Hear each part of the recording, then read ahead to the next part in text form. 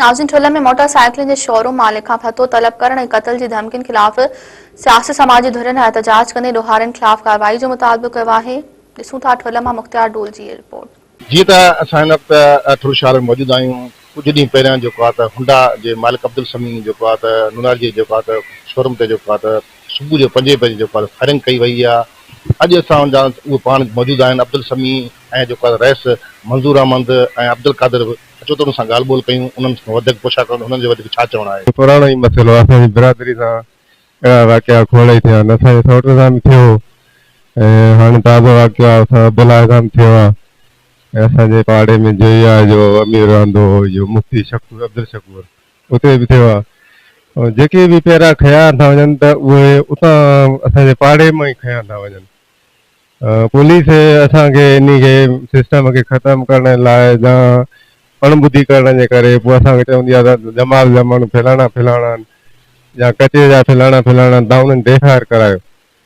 त उहे त अॻ में ई हले केतिरे ॾोहनि में घुरबल हूंदा आहिनि, त असां उन्हनि ते एफ आई आर छो करायूं। हिकिड़ो माण्हू नालो पंहिंजो इस्तेमालु कंदो आहे, असां नथा करे सघूं न, उहा पुलिस खे बस आहे। अगरि उहा सरकार उन जे मथां एफ आई आर कराए थी, फ़िर्यादी बि पाण थिए थी त भली अलहमदिल्ला करे सघे थी।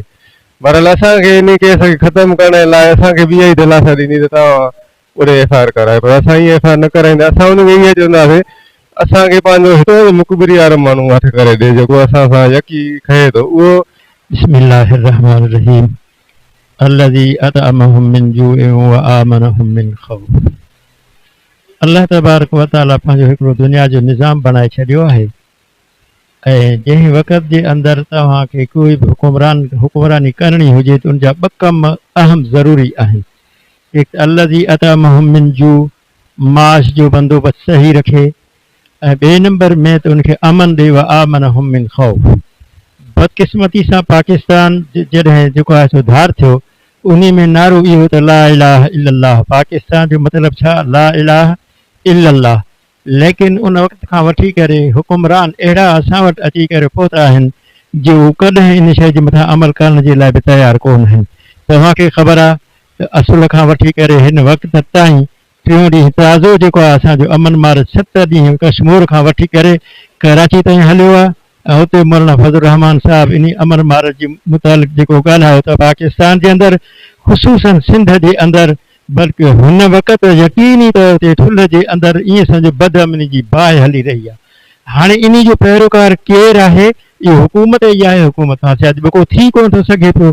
अफ़सोस ऐं सद अफ़सोस जी ॻाल्हि इहा आहे ॾींहं जा 5 थियनि था, सुबुह जी निमाज़ जी टाइम आहे, माण्हू निमाज़ जी तयारी में आहिनि ऐं हिकिड़े शरीफ़ माण्हू जी दुकान खे जेको आहे सो उनखे अची करे फायर करणु ऐं उनखे मैसेजूं करणु ऐं उनखे तकलीफ़ ॾियणु त असांखे पैसा ॾियो। हाणे मज़लूम माण्हू पंहिंजे बच्चनि जो जेको आहे पेट पाले पंहिंजे या जेको आहे सो उन्हनि खे ॾिए। को रिज़ल्ट आखे असांखे न ॾिनी, न को बंदा असांखे ॾिना अथई, न इहो ॿुधायो अथई त केरु आहिनि। सुबुह जो 5:20 ते जो फायरिंग थिए थी शोरूम ते अची करे, सिंध जे शहर जे विच शहर में इहा शइ थिए थी फायरिंग। हितां जो ई ज़रूरु माण्हू हूंदो, को आसपास जो को मुलविज़ हूंदो। पुलिस हिन महिल ताईं को असांखे न माण्हू ॾिना न को हाल वाल ॾिनो अथई, सिर्फ़ु हिकिड़ो पुलिस वारो सिक्योरिटी गार्ड ॾिनो अथई जेको शोरूम ते वेठल आहे। ऐं जेको आहे त हिन शहर में असांजी बदअमनी एतिरे हद ताईं वधी वेंदी त असां कारोबार कीअं करे सघंदासीं। असां इलाही परेशान आहियूं ऐं असां पुलिस खां इहो चऊं था त असांखे उहे माण्हू ॾियो ऐं जेको आहे IG साहब खे असां चऊं था त महिरबानी करे इन खे अमन अमान खे बहाल कयो।